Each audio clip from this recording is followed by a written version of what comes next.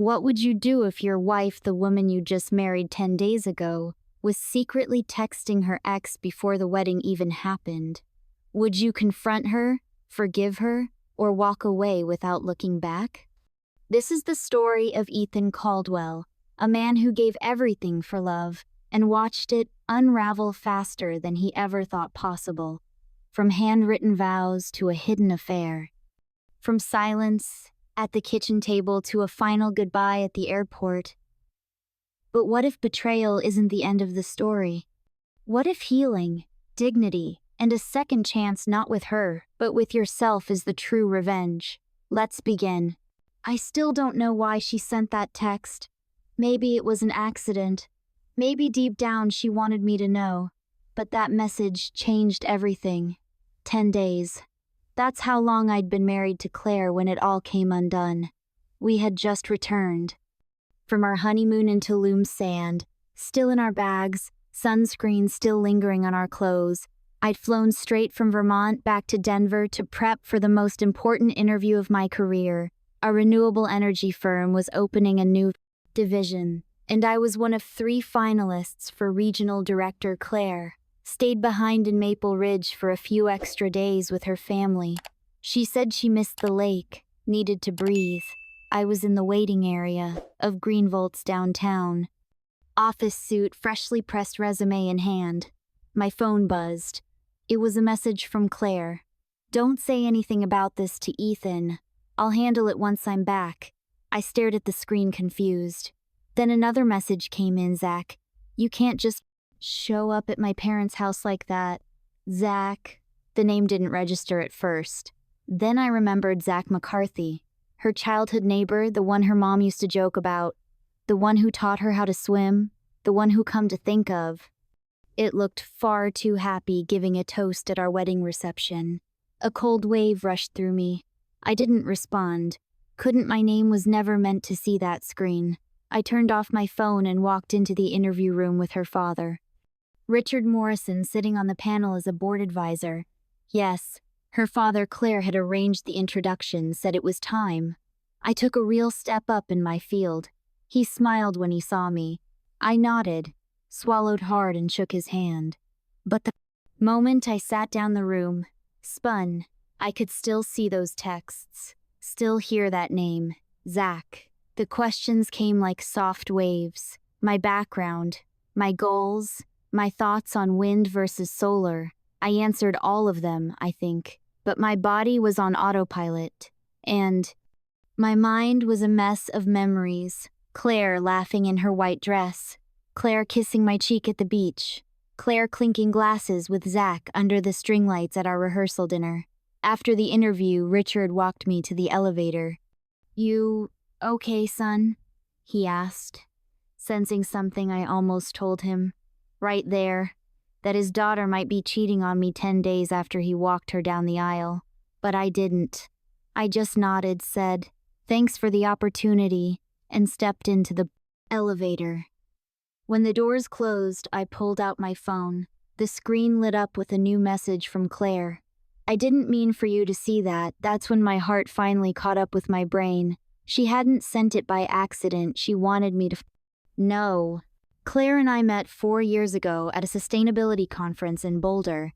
I was one of the speakers talking about energy grids and the future of wind design. She came in late holding a broken tote bag and a notepad filled with sketches of eco-campaigns. I barely noticed her until the QA, when she raised her hand and asked me why green energy companies were so afraid of marketing, like they meant it. Afterwards, she found me near the snack table, handed me a sandwich turkey and cheddar on rye, and said, I looked like I forgot to eat. She wasn't wrong. I had skipped breakfast and lunch that day. That's how Claire was. She noticed things no one else did, like the way I rubbed my left temple when I was stressed, or how I always stood 2 feet away from elevators if I was deep in. Thought she had this mix of blunt honesty and soft warmth that pulled people in, especially me. Back then, she lived in a tiny 1-bedroom apartment in Cap Hill with 2 semi-feral cats she rescued off Craigslist. The place smelled like lavender and old books. Her coffee table was a stack of National Geographics. Her favorite mug read, Introverts unite, separately. Every wall had a quote or a Polaroid. It felt like a place someone had built around stories. When my mom passed away 2 years into our relationship, Claire was the one who held me through it. Literally. She flew with me to Michigan, stood next to me, as I picked out flowers for the service, helped me write the eulogy when the words wouldn't come. That night she curled up beside me in the hotel room and whispered, "I want to be your home now. Let me be that," and I believed her. With my whole heart, I did. We started talking seriously about marriage the following spring. Claire didn't want a city wedding. She wanted trees, a lake, fireflies. So we planned it for Maple Ridge, Vermont, the town where she grew up. It wasn't cheap. I had to sell my vintage Ford Bronco, the one I rebuilt with my uncle just to afford the venue deposit. I picked up side projects on weekends.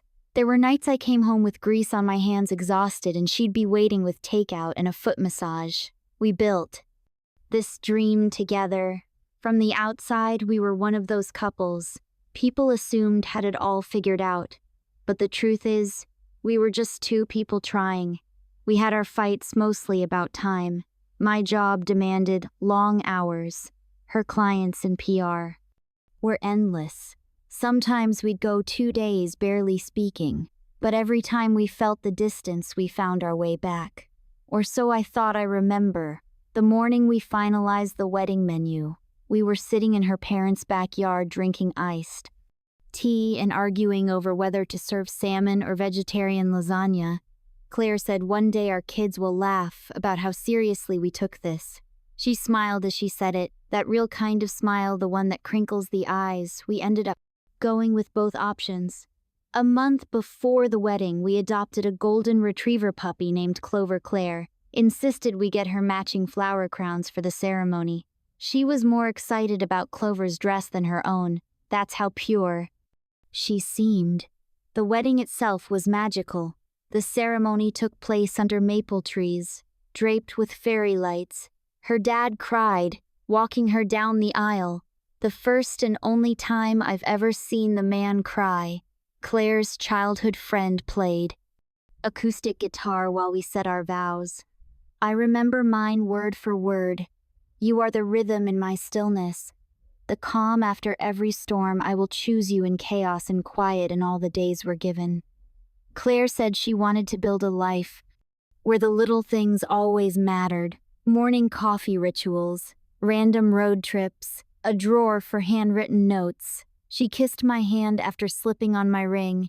Everyone clapped. Her grandma, who had trouble standing, rose to her feet anyway. We spent our honeymoon in Tulum, long walks on the beach, coconut ice cream. We took Polaroids of everything. I still have them buried somewhere in a box. I can't bring myself to open the first week back in Denver. Things still felt warm, still felt new. She called me husband just to hear how it sounded. I remember brushing my teeth one morning and she came up behind me, wrapped her arms around me and said, "This still feels like a dream." I nodded. I didn't know it was about to become a nightmare. After the honeymoon glow faded, I expected us to settle into a rhythm. Late-night ramen runs, shared grocery lists, the occasional disagreement about laundry, normal married life stuff. But Claire changed. It started small. She started sleeping with her phone face down. Not unusual. I told myself she was getting more clients at work, and PR people live on their phones. Then came the excuses. "I've got a late call with a client in LA. Olivia needs help with a pitch deck. I'm just exhausted. Can we skip movie night?" I let it slide, told myself we were both adjusting, that things were just hectic. But the silence got louder. One morning while Claire was in the shower, her Apple Watch buzzed on the nightstand. Didn't mean to look. I swear I didn't. But the message lit up bold on the screen. Zach McCarthy. I can't stop thinking about that night. I froze. Zach McCarthy, her childhood neighbor, the same guy who stood at our wedding grinning like a golden retriever, toasting our love with a glass of Prosecco in his hand, the one who made that awkward joke about knowing Claire longer than most men in the room. the one I had convinced myself was harmless. I picked up the watch hands, shaking. There were more messages, not explicit but intimate. Familiar. Too familiar, Claire. I'm scared of what this means, Zach. We don't have to define it yet. Just feel it. My ears rang, my vision blurred. I couldn't tell if it was rage or heartbreak that boiled up first. All I knew was that my chest felt too small to contain whatever was happening inside me. When she stepped out of the shower wrapped in a towel, I couldn't look at her. I just handed her the watch. Her face fell, no gasp, no denial, just a quiet, guilty stare. "What is this, Claire?" I asked. She sat on the bed. Her towel loosened slightly, but she didn't move to fix it. She looked tired. "I don't know," she said softly. "I didn't plan it. You've been talking to him since." When her eyes flicked down, "Before the wedding." That sentence tore through me like shrapnel. Before the wedding. I staggered back like someone had punched me. The room. Our room suddenly felt alien, the photos on the wall. Our engagement shoot at Flatiron's Park. Her laughing in that green dress mocked me. "You stood next to me," I said, "in front of God and our families, and said vows. While you were texting him, I didn't know how to stop," she said, voice cracking. "He showed up at my parents' house 2 weeks before the wedding. We talked. It was confusing. And then after the honeymoon, you picked up where you left off," I snapped. "I didn't sleep with him," she said quickly. "Not yet." Yet that word. That cursed word. It meant she was planning to. I sat on the edge of the bed, trying to remember how to breathe. Then came the part that broke whatever was left of me. I need to see if I still feel something for him before we settle down. Completely. She said. I stared at her, stunned. "We are married, Claire. We are already settled down. I need to know," she whispered. My hands clenched so tightly they went numb. She tried to reach for me. I pulled away. "You're asking me to be okay with you testing your love for another man 10 days into our marriage," I said, voice shaking. "I'm not asking for permission," she said. "I'm asking for patience, so I can be sure. For us." That's when something inside me snapped. "For us." I laughed bitterly. "There is no us.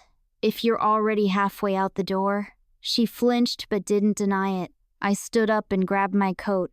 "I'm going out," I said. "Where?" she asked. "To find my dignity," I replied. I drove aimlessly for hours that night. Past old grocery stores, past the coffee shop where we used to sit in the corner booth and pretend the world didn't exist. I parked outside Red Rocks and stared at the stars until my eyes burned. She hadn't physically cheated yet, but emotionally she was long gone. The worst part, she didn't even fight for us. She just sat there waiting for me to be okay with it. Like love was some experiment, like marriage was a trial period. That night, I promised myself something. If she ever walked away, I wouldn't chase her. Not again. The next morning, the world was silent. Not the peaceful kind, the heavy, suffocating kind. Like the air around me knew what had happened, and didn't want to make a sound out of respect.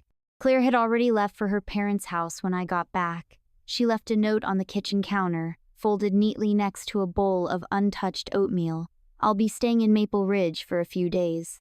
I need space. Please don't text." I stared at the words until the ink blurred.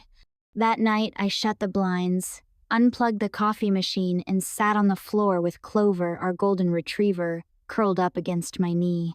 She whined once, sensing something was wrong.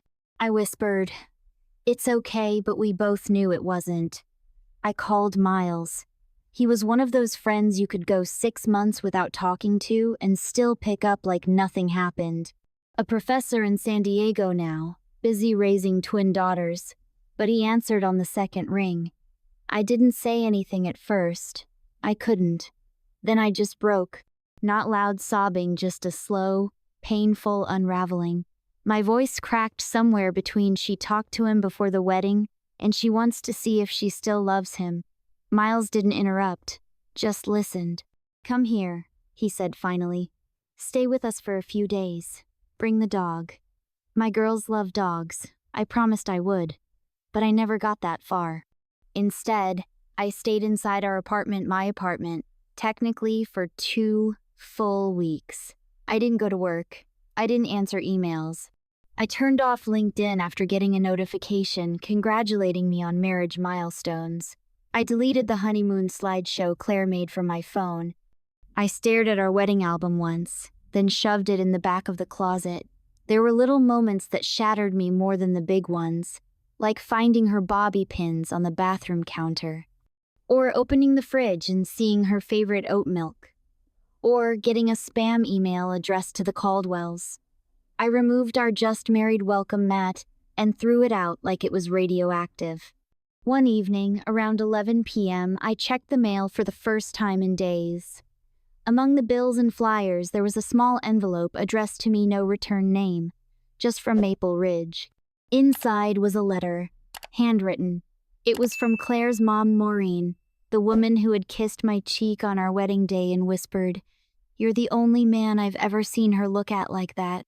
The letter had been written before the wedding. It read, "Dear Ethan, if you're reading this, it means you've made it through the madness of planning and are finally about to marry my daughter.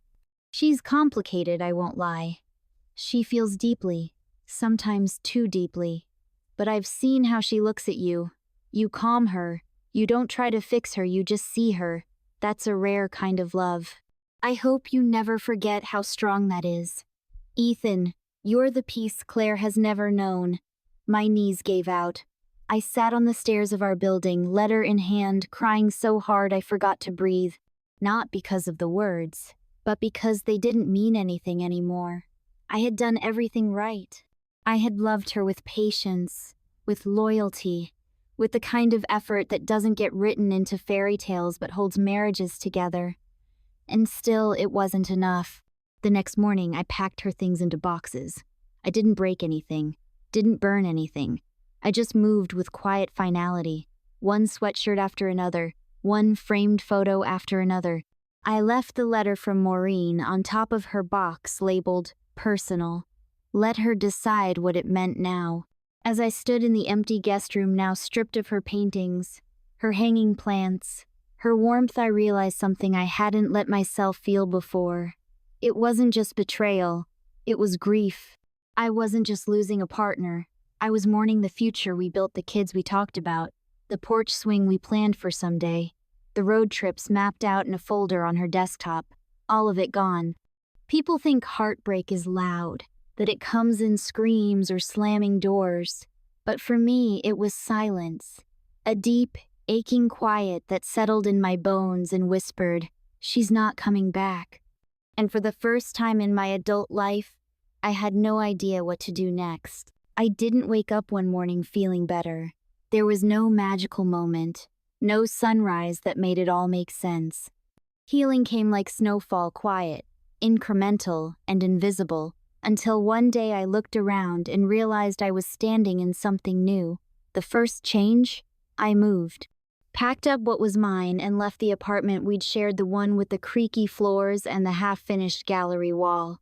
I found a studio in Capitol Hill. Small, high ceilings, lots of light. No room for ghosts. I kept only what I needed. One couch, one coffee mug, one framed photo of me and my mom fishing when I was 9. That was it. I turned my pain into discipline. Woke up at 6 every morning. Gym by 6:30. Cold shower at 8. Worked from home as a contractor while sorting out the mess Claire left in our joint finances.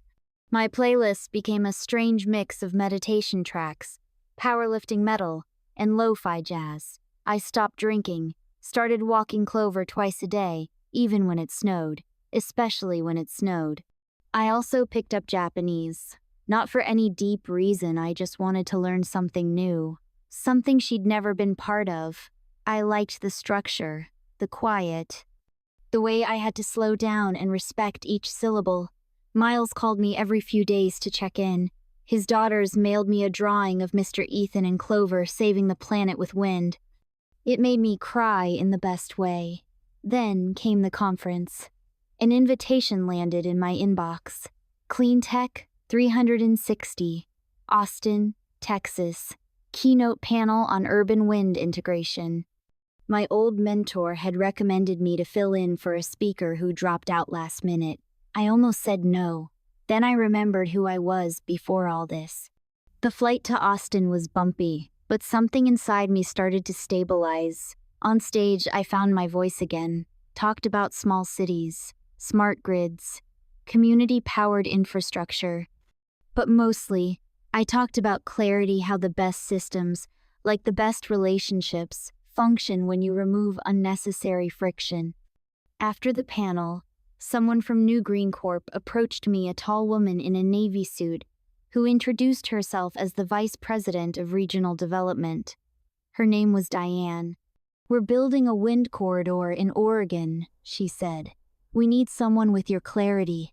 Clarity! I smiled for real. Maybe the first time in months. 1 week later, I had a formal offer. Regional Director. Full relocation. Private team. Salary double what I made before. A fresh start. I accepted without hesitation.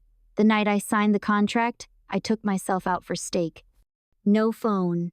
No distractions. Just me and a quiet dinner in the corner of a dimly lit restaurant. Feeling something I hadn't felt in a long time. Peace. Before moving to Oregon, I spent a few days saying goodbye. Took Clover on one last walk through Washington Park. Left a note and a gift card in my neighbor's mailbox. She'd always brought our packages in when we were away. Donated Claire's forgotten books to the library. I didn't keep any of her letters. Except one. The one from her mother. "You are the peace Claire has never known." I folded it up, put it in a drawer, and left it there. On my last night in Denver, I stood on the roof of my apartment building with a blanket around my shoulders. The city lights blinked below like stars in reverse. I breathed in deep and let the cold air burn through my lungs. Claire hadn't reached out again since leaving Maple Ridge. Her brother Jake had, just once. He texted me after seeing a LinkedIn post about my new job. "I don't know what my sister was thinking, man. But I'm proud of you. Let me know if you ever need help on a project I'd love to learn." I replied, "Thanks, Jake. I might take you up on that."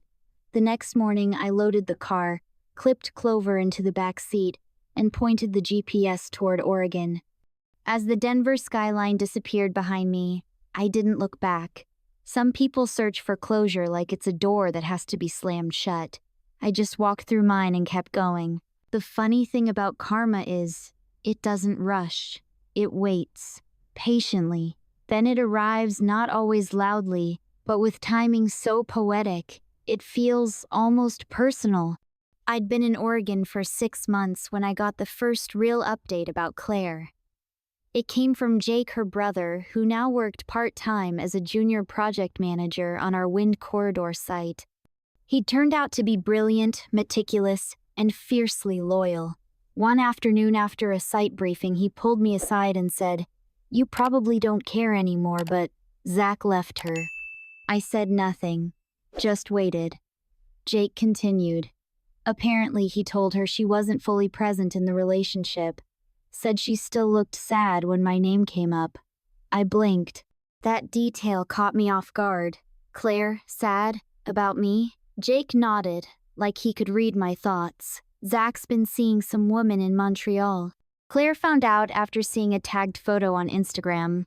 They'd been together for a month. I didn't feel angry, just hollow. Jake exhaled. "She moved back into her parents' guest house. Mom's trying to stay out of it.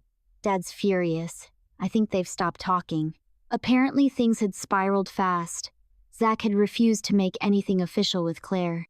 Said he wasn't ready for serious, which sounded ironic, considering she'd left a husband to be with him. He stopped replying to her texts after New Year's. When she drove to his clinic to confront him, his assistant told her he was busy with the client, his new girlfriend. Jake said Claire started missing work, spiraling, posting cryptic quotes online about betrayal, clarity, and finding peace in isolation.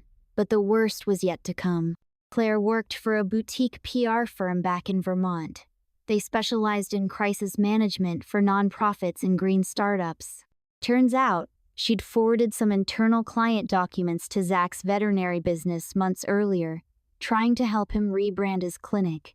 One of those documents got leaked to a rival firm. The client, a wildlife conservation fund, traced the breach back to Claire's account. Whether she meant for it to happen or not didn't matter. She was terminated. Quietly. No lawsuit. Just a clean, cold cut. She tried to get her job back, Jake said. Pleaded that it was an accident. But the damage was done. When the story reached Maple Ridge, word spread. Small towns are brutal like that. Claire, once the golden girl of the Morrison family, became a cautionary tale. But I wasn't celebrating. I was working, building turbine sites, leading my team, learning the strange beauty of Oregon's coastal wind patterns. My world no longer revolved around Claire. Still, fate wasn't quite done with its final scene. It happened at the airport. I was flying to Chicago for a renewable energy summit. The project had gotten national attention. I'd been invited to speak on ethical engineering and leadership resilience. A full-circle moment. I arrived early, checked in, grabbed coffee, and headed toward my gate. That's when I saw her. Claire, standing near the gate in the same dress she wore on our engagement night, navy blue. Flowy, the one I'd once told her made her look like a painting. She looked thinner now, not in a good way. Her eyes were swollen, makeup smudged. She held a small carry-on and something in her hand. A photo album. She turned and saw me. Her face crumbled. "Ethan," she whispered, stepping toward me. I didn't stop walking, just looked at her. She held out the album. "I know I don't deserve to ask you for anything, but please, just look through it." I glanced down. Our wedding, honeymoon, old movie ticket stubs. She had put together a scrapbook of our love after destroying it. "I bought a ticket," she said. "I wanted to surprise you in Oregon. Just talk. Just something." I shook my head. "This isn't a movie, Claire. And I'm not your second take." She blinked fast, lips trembling. "I made a mistake." "No," I replied. "You made a series of decisions." She looked behind me suddenly, and her face fell even further, because Diane was walking toward me, the VP from New Green, the woman who had become my mentor, occasional hiking partner, and something more recently. She stopped beside me, raising an eyebrow slightly at the scene. "You okay?" she asked gently. "Yeah," I said, "just closing a chapter." Claire's eyes darted between us. "This is who you're with now?" she asked, stunned. I didn't answer. Diane gave her a polite nod, then turned to me. "Gates boarding." Claire tried one last plea. "Please, Ethan, can we talk? Just 5 minutes. For closure." I leaned in slightly. Not angry, not cold, just done. "You're still trying to control the ending," I said, "but I already closed the book." Then I walked away. She didn't follow. As we boarded, I looked out the window. Claire sat back down, clutching the photo album like it could somehow take her back to who she used to be. But it couldn't, because love isn't about who you remember being. It's about who you choose to be when it matters most. And when it mattered, she chose someone else. Oregon isn't loud like Denver. It doesn't demand your attention. It just holds it, quietly the way mountains do when you finally stop talking long enough to listen. I've lived here for almost a year now. My apartment has windows that face the Pacific. On stormy nights, the wind howls like an orchestra. On calm mornings, the light stretches across my kitchen floor like it's trying to apologize for something. Life has become simple again. Not small, just grounded. Clover still sleeps at my feet when I work from home. I still make coffee exactly how Claire used to, 2 sugars. Splash of oat milk, but now it's for me. Just me. There's a woman named Natalie I've been seeing. She's a photographer, shoots landscapes for conservation groups. We met during a workshop I led on sustainable architecture. She'd shown up in hiking boots and a flannel shirt, asking a dozen questions about wind turbine acoustics. I liked her instantly. She doesn't ask about Claire, doesn't probe the past. She just shows up fully every time with muddy boots and stories from her travels.